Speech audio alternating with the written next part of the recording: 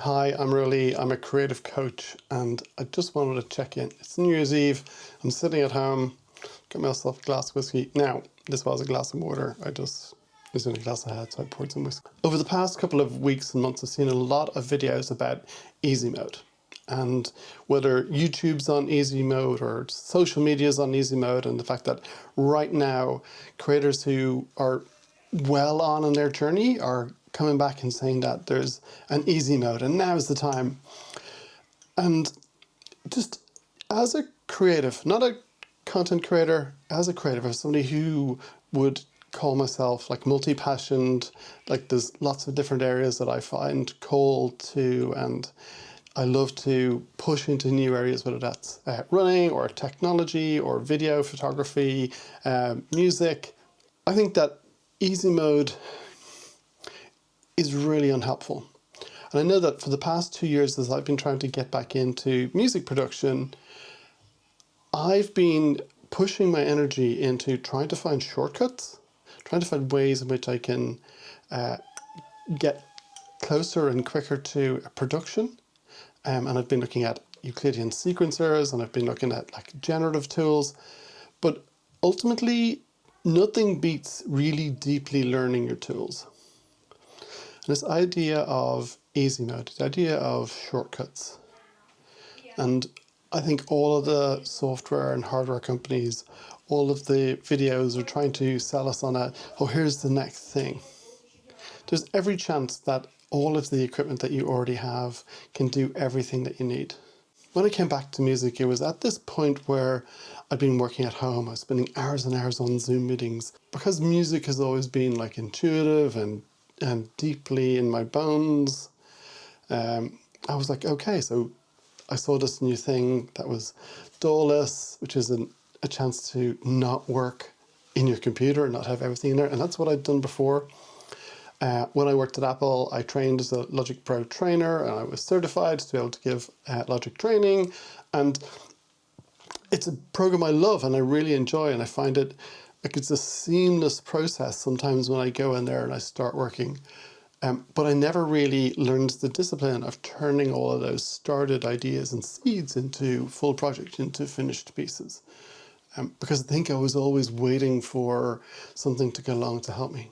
When I got into the idea of making DAWless music, I started buying equipment and then buying another piece of equipment, and a new YouTube video would come out from somebody who had lots of experience and they were sharing their ideas about this new tool, and maybe I should get that, and maybe I should get that, and maybe I should get that. Thankfully, my friend Paul, who's been at this a number of years, more than me, has bought and sold almost all that gear already, and he was able to say, you definitely don't need this. That would be helpful for you to try. This would be helpful for you to try.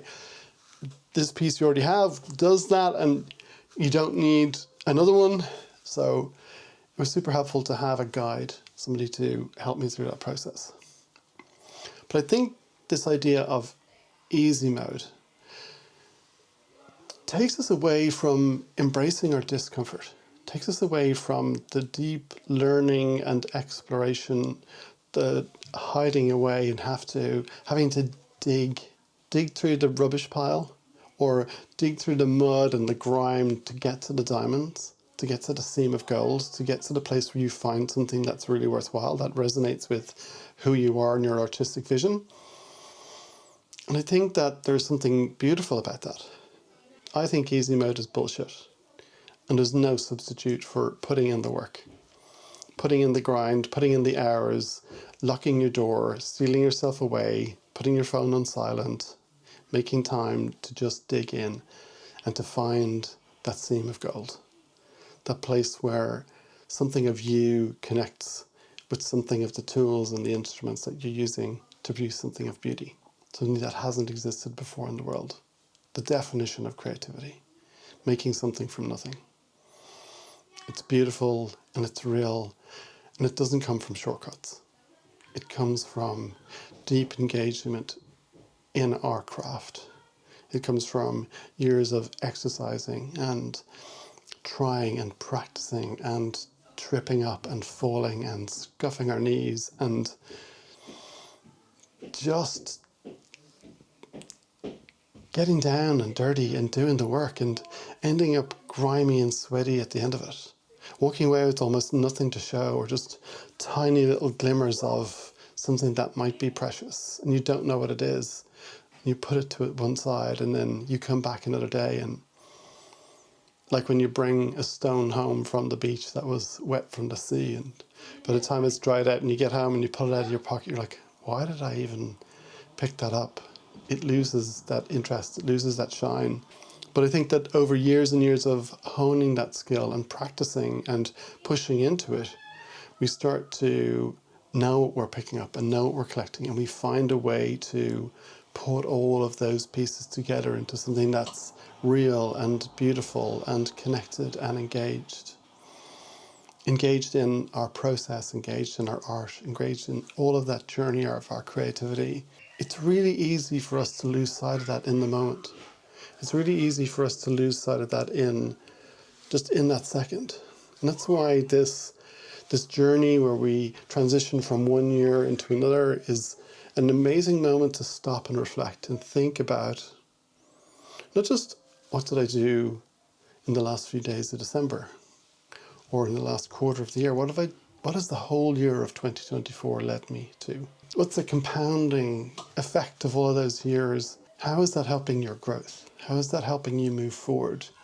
When we stop and look back, we sometimes underestimate the compounding effect of years and years and years of doing the same thing and pushing in the same direction, trusting the process.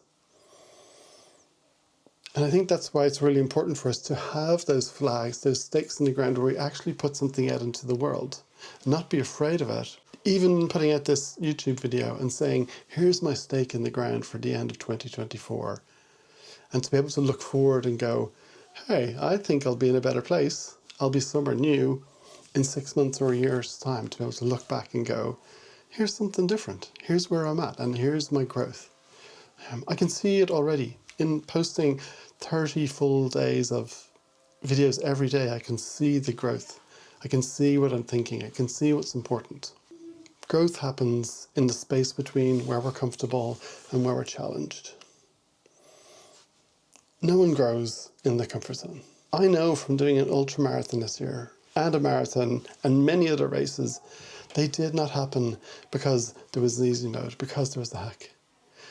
They happened because I was putting in 8 to 10 hours of running a week. So far, I've clocked up 1,800 plus kilometers this year of running. And that's quite a lot. It might even be my biggest year yet. But getting to a point where I could confidently start an ultramarathon, knowing I was going to finish it, no matter how long it took me, came from the fact that I'd put in the work. And then I knew 4 weeks later I could go out and run the Dublin Marathon. And it wasn't pretty, but I was only 3 minutes slower than last year. But it was progress. It was me going, I know what I can do. It was belief in myself because I'd put in the work and in that graft. And I just want to challenge you to ignore the easy mode videos.